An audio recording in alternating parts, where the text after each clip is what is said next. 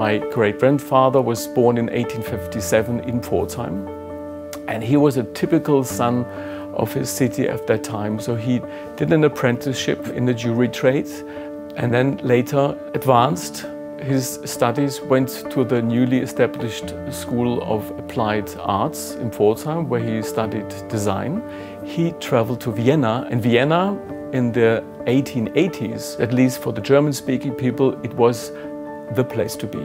All the modern painters, design, everything happened in Vienna. So Victor Mayer, he learned about design, he learned about luxury trade in Vienna, then came back to Pforzheim, continued his studies for a short while at the School of Applied Arts, and he was really a talented designer. So he was a craftsman, a jeweler, an engraver, but he was also able to imagine designs and also to design himself. I would like to talk a little bit about techniques, and most striking is the enamel. And enamel is a manufacturing technique that has a long history. It's 2,000 years of tradition, and it goes back to medieval times, to Greek and Middle Eastern traditions in jewelry making the last 2,000 years. And what we do today in enamel mostly goes back to the Renaissance time, when jewelry, also made in Germany then, was decorated with a kind of glass that is applied on precious metal, and then it melts at high temperatures of around 800 degrees Celsius.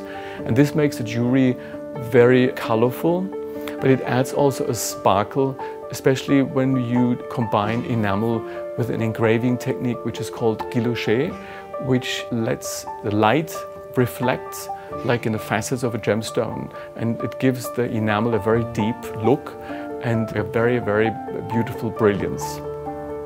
After the guilloché engraving, we apply a powder which is mixed with water, and this powder consists of crushed enamel.